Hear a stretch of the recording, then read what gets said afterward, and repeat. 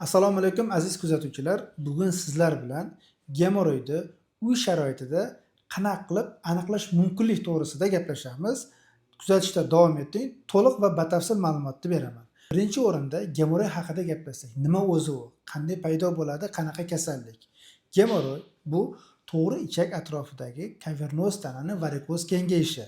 Tushuncha hosil bo'lishi uchun aytaman, orqa chiqaruv teshigini yonida yoki orqa chiqaruv teshigini ichida qanaqadir hosilani paydo bo'lishi, nimadir bordek tuyulishi, demak bu gemoroid. Gemoroid qanday belgilar bilan namoyon bo'ladi? Og'riq, qon ketishi va tromboz asoratlari bilan namoyon bo'ladi. Qon ketishi nima? Ya'ni qonab qoldi. Hojatga bordingiz, 1-2 tomchi qon oqdi yoki fontanga o'xshab tizillab otildi. Bu qonash asorati.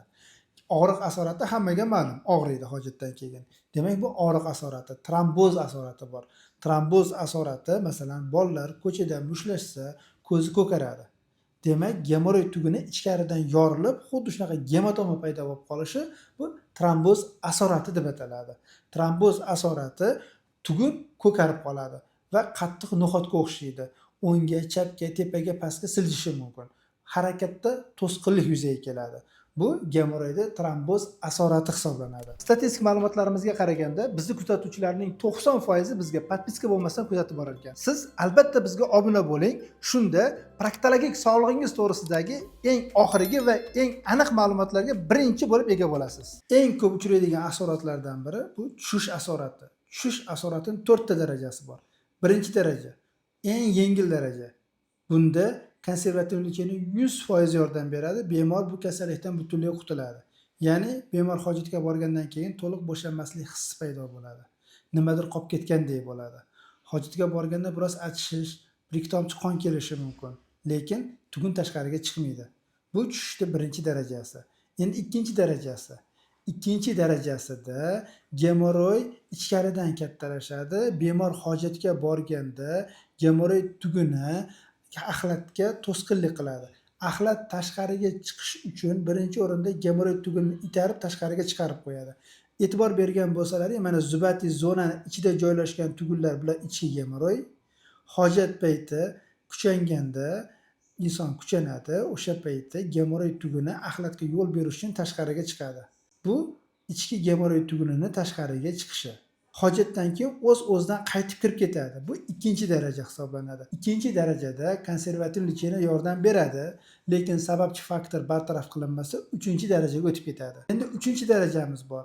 3-darajada gemoroid tuguni tashqarida bo'ladi. Hojatga borgan payti tashqariga chiqadi va o'zi qaytib kirib ketmaydi. Bemor qo'li bilan yordam beradi. Mana tasavvur qiling, ichkarida gemoroid yo'lda kattalashib to'sib turibdi. Hojatga bordi bemor. Hojatga borgan paytda axlatga yo'l berish uchun gemoroid tuguni tashqariga chiqadi. 2da o'zi qaytib kirib ketaveradi mana.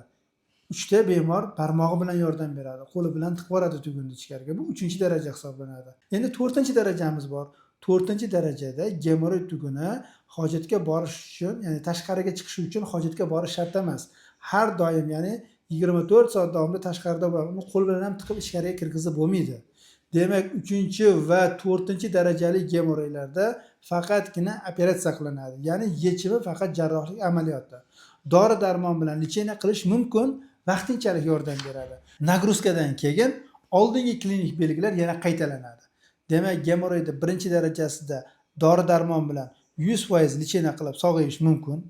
2-darajasida bo'lsa 50-50, ya'ni 100 ta bemordan 50 tasi sog'ayib ketadi. 100 ta bemordan 50 tasi 3-darajaga o'tib ketadi. 3 va 4-daraja faqatgina operatsiya qilinadi. Gemoroidda qonash asorati bilan bemor jarrohlik amaliyotini boshidan o'tkazsa, agar tugun 1 va 2-daraja bo'ladigan bo'lsa, lazerda qilsa bo'ladi. Reabilitatsiya qisqa bo'ladi. Bemor operatsiyadan keyin shifoxonaga qaytib kelmaydi.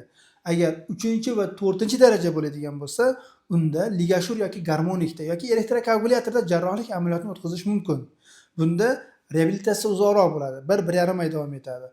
Bemor har hojatga chiqqanda operatsiyadan keyingi dastlabki 1-2 hafta davomida kuchli og'riqni his qiladi. Operatsiyadan keyingi og'riqlar sekin-sekinlik bilan 10-15 kundan keyin operatsiyadan keyingi og'riqlar butunlay yo'qoladi. Demak, gemoroidda erta bosqichda operatsiya qilinsa, bemor uchun bu juda ham yengil va asoratsiz o'tadi. Ya'ni asorat degani nima? ko'pchilik operatsiya qildirsam orqam torayib qoladi deb o'ylaydi. Yo'q. Gemoroyda 3 va 4 darajasida ko'proq tugunlar kesib olingandan keyin o'rnida chandiq paydo bo'lib, agar bemor qayta ko'rikka kelmasa torayib qolishi mumkin. Shifokor nazoratida turilsa, bunaqangi asoratlar kuzatilmaydi.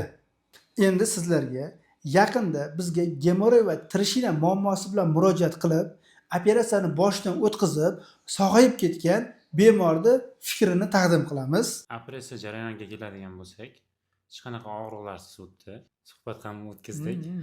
Bu jarayonda misol belimdan pasti sezganim yo'q. Spinal anesteziya qilingan. Beldan Beldan pastda past sezilgani yo'q. Shu operatsiyadan keyin shu ichkigincha biroz og'riq bo'ldi. Hozir mana ko'rib turganingizdek, o'tirib turish hammasi joyida.